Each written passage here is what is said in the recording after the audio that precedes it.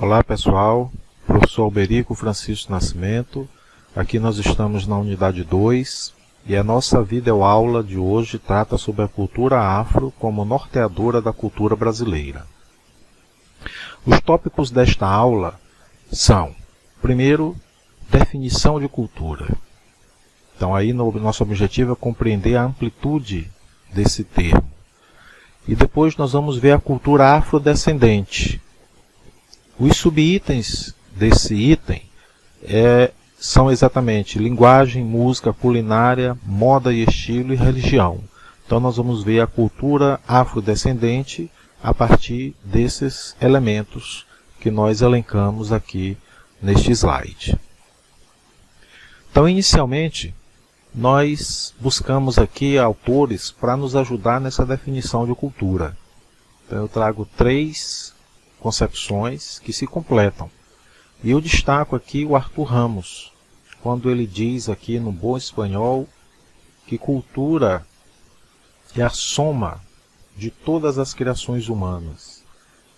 Tudo que o homem faz e produz no sentido material e espiritual. Então aí a gente vê a amplitude da definição de cultura, né? Nessa mesma linha, a escritora Márcia Helena, assim como também o dicionário Aurélio, apontam a dimensão, a amplitude da dimensão desse termo.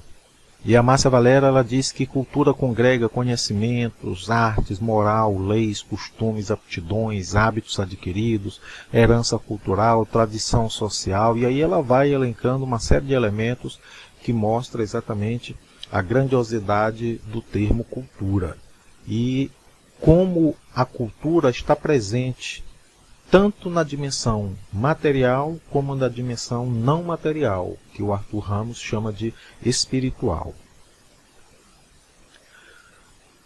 Cultura afrodescendente. Neste ponto, nós queremos destacar, primeiro, a presença marcante do povo afrodescendente no Brasil, né? Então, o Brasil é o país que por mais tempo e em maior quantidade recebeu pessoas escravizadas vindo da África. Então, veja bem, recebeu pessoas escravizadas, não recebeu escravos. Eles não eram escravos lá, eles foram, né, eram pessoas livres que podiam até estar sob um jugo, mas dentro de uma relação cultural lá no local e no contexto onde eles viviam. Mas para cá vieram escravizados. Então, em termos de números, no século XVIII o país recebeu 1.685.200 pessoas escravizadas. A literatura sempre vai colocar a palavra escravos, né? E os lugares de onde eles vinham, que se destacam, são Angola e a Costa da Mina. Então, isso é importante porque vai mostrar a contribuição, como esse povo vai influenciar na cultura. Como Clóvis Moura diz aqui do ladinho, não foi morta, nem insignificante, nem periférica, nem inferior e não é folclórica. É massiva, é importante, é pungente a presença da cultura afrodescendente na sociedade brasileira. E aí hoje também o IBGE mostra a quantidade de pessoas se identificando como negra ou como afrodescendente, né? E isso é importante porque é o reconhecimento da questão da identidade, como nós já discutimos na nossa aula que foi colocada lá no ambiente. E aí nós começamos agora a falar daqueles elementos que vão ser destaque na cultura afrodescendente. O primeiro deles é a linguagem. Então a Mônica Lima, ela destaca a linguagem, né? Ela diz que a linguagem acaba por ser um dos aspectos mais evidentes da contribuição cultural dos africanos. E nesse sentido ela aponta algumas palavras que têm origem africana e que obviamente foram incorporadas, né, pelo português e que muitos de nós até desconhecemos a origem dessas palavras. Então, a exemplo de palavras como farofa, samba, moleque, dengo, neném, quitanda, né? E aqui tem quitute, senzala, muqueca, rapadura, maracatu e muitas outras palavras. Então a gente sabe da grande diversidade que é a nossa língua portuguesa, que agrega palavras de várias culturas. E nós não podemos deixar de mencionar aqui as palavras que estão incorporadas na nossa linguagem, oriundas da cultura afrodescendente. Um outro elemento importante também da cultura afrodescendente presente na sociedade brasileira é a música. E aí, quem não já ouviu falar de coco, de maracatu, de frevo, de capoeira, né? Então a influência africana na música brasileira é muito presente, né? Muito forte. Haja vista o samba, né?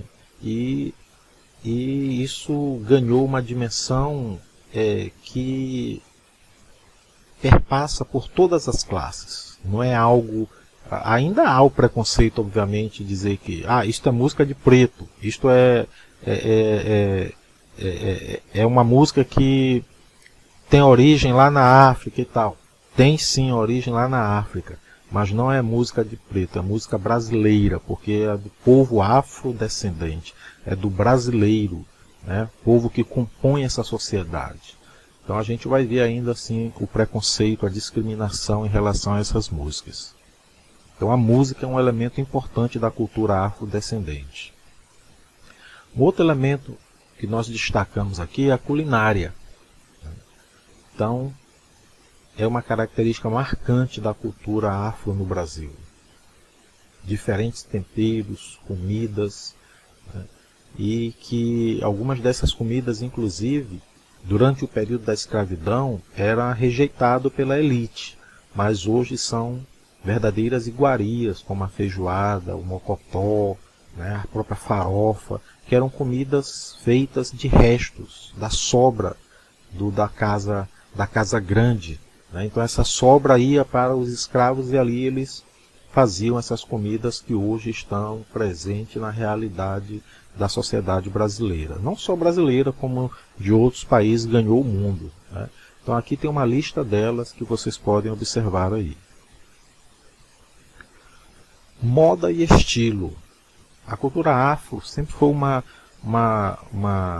sempre teve elementos fortes, né, marcantes. Então isso está presente na moda e no estilo. A exemplo dos penteados, onde a gente destaca os dreadlocks, aquelas tranças bonitas, né, e o cabelo black power. Então teve uma época no Brasil em que o Black Power foi muito presente.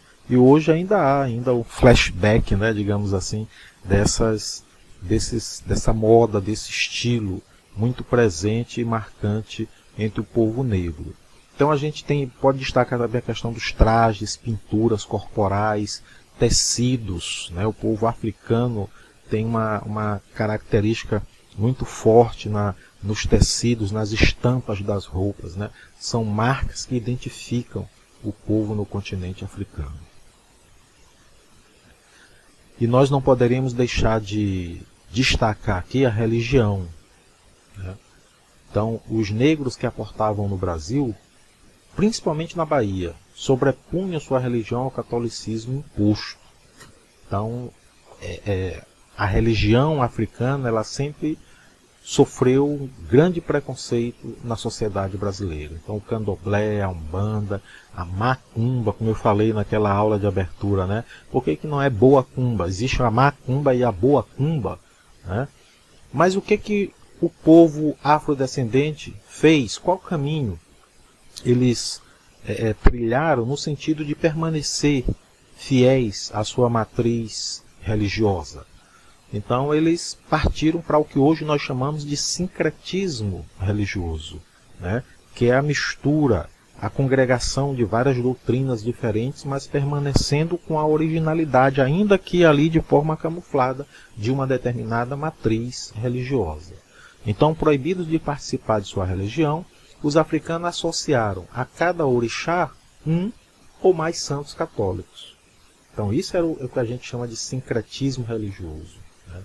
Então, dos orixás, quando se fala em orixá, alguns são mais conhecidos, como Oxalá, Xangô, Yansan, Oxum, Ogum, Oxós, Iemanjá. A gente costuma ouvir falar bem desses orixás. Então a religião ela é um elemento forte também, muito importante da cultura afrodescendente, presente na sociedade brasileira. Ainda sobre a religião, a gente pode destacar uma coisa importante, que a maioria das religiões, elas sempre tem um referencial escrito, né?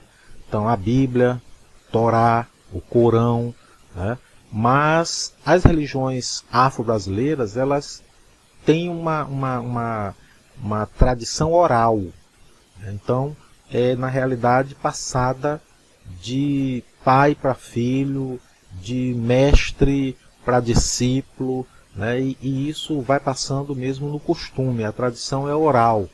Normalmente não há registro, não há um livro sagrado onde estão ali todos os procedimentos, todas as doutrinas da religião. Então, por isso, isso também é algo que pode se perder, né? Algo que demonstra até um ponto mesmo de fragilidade da religião africana. Mas a gente vê que está muito forte, porque ganhou essa expressividade, o reconhecimento, né, do povo afrodescendente, e não se perdeu, pelo contrário, se fortaleceu. E hoje esse reconhecimento ele é oficial, né? Para isso, a LDB foi modificada. Então, em 2003, foi alterada a LDB pela Lei 10.639. Então, essa lei ela vai estabelecer a obrigatoriedade da temática História e Cultura Afro-Brasileira no currículo oficial da rede de ensino. A gente espera que um dia essa obrigatoriedade saia, né? E que isso se torne algo realmente consensual, que haja essa necessidade no currículo, na educação brasileira, de conhecer, de vivenciar, de se aprofundar no conhecimento dos diferentes povos que formam essa nação. Por fim, eu deixo essa mensagem para vocês refletirem na nossa diversidade cultural. Com tanta coisa em comum, vocês acham que eles se importam com o que tem de diferente? Nosso desafio é esse bem aí. É viver o diferente. Um forte abraço.